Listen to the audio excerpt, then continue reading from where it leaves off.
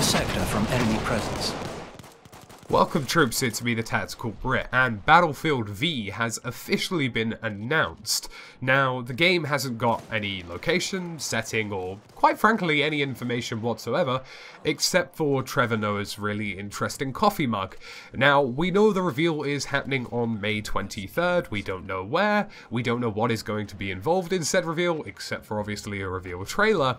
And honestly, everything is on the cards right now. Now, I know there's a lot of contention over this. Is it Battlefield V? Is it Battlefield 5? Even Battlefield doesn't quite seem to know what the case is, because in all of their website URLs, they are using the phrase Battlefield 5. However, across Twitter, they're correcting people and saying that it is indeed Battlefield V. So, really, at this point, from people trying to decipher Morse code, to people looking at pictures of white horses, to people trying to guess the shade of blue that is on the Battlefield V logo, we have absolutely zero clue where this game is going to be. Now, of course, there is the old saying, the World War II leak, blah-de-blah. I can go on into mind-numbing detail how most of the leakers in the Battlefield community are quite frankly zero trustworthy, and also just simply how most leaks can very easily be manufactured. But honestly, everything is on the cards right now. So today I'm going to talk about what we do know, and these are very few, limited in facts, so believe me, this video is not going to be very long. I will not bore you all day. And there's effectively two things, maybe 3/4 if we're willing to drag things out. The first one is that War Stories is making a return, which means that Battlefield 1 is going to feature a single campaign. Woohoo for single-player players. For once, they're not being dicked over by changing game trends, as we saw with Black Ops 4, which has completely gotten rid of campaign in favour of Battle Royale-based game modes and a multiplayer story, as they phrased it. I'm not exactly sure how that's going to go down, but we'll see.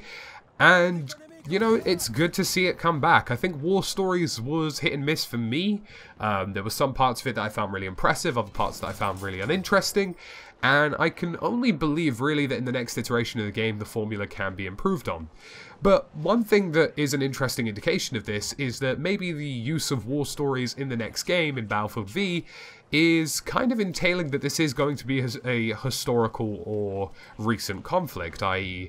maybe the Middle East, maybe we're going to see Vietnam, maybe World War II, because all of the war stories in Battlefield 1 are actually based off of real events and real historical facts.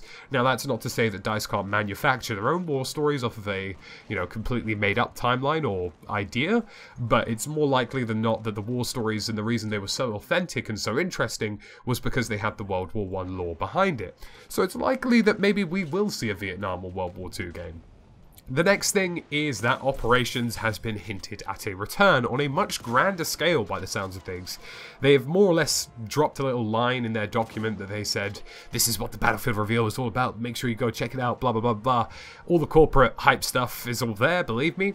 And in effect it said that Operations may be coming back. Wink wink. Effectively they just said, yeah, Operations is going to come back. It's arguably the biggest success that we've had in the Battlefield franchise since the days of Rush. It's a really interesting and innovative game mode, and I think we're going to see it come back in a big way, potentially even bigger than we're anticipating. Maybe it will be something a bit like PlanetSide, maybe it'll involve some more war story style elements. We just don't simply know. I'm not really going to speculate, but well and truly I think Operations is here for the long run for the Battlefield franchise, and I think they're going to go all in on this one. I think, they realized that developing across multiple maps and modes is quite difficult, and Operations gives them the opportunity to develop a dedicated mode to maps that, really works. I don't think there are many Operations that we can complain too much about in Battlefield 1.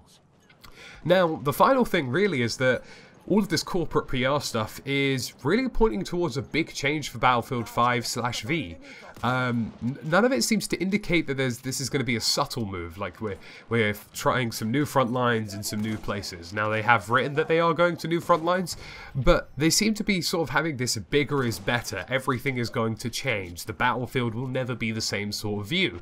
So, well and truly, and I'm not going to speculate because, I just simply don't know, I think we can anticipate that Battlefield is going to take a huge franchise-based change in the next iteration of this game. Now, whether that's the setting, whether that's a new IP sort of kind of thing that they're going for, or if it's just well and truly changing game modes and maps and sizes and gunplay to an entirely different level, we'll have to wait and see. But ultimately, it does look like all of the PR material is hinting towards Battlefield 5 featuring significant changes. So guys, that's about it for this quick video. We had the review on May 23rd. Make sure you check it out in the link description below. Live streams and everything are all down there, so you can get ready to watch the reveal around the world. Believe me, I'm going to be watching with so much excitement. It's going to be a beautiful day, ladies and gentlemen. And let me know what you think Battlefield 5 is going to be like, or where is it going to be in the comment section below. I'm interested to see what your thoughts and views are. As always, folks, thank you for watching, and I'll catch you again in the next video.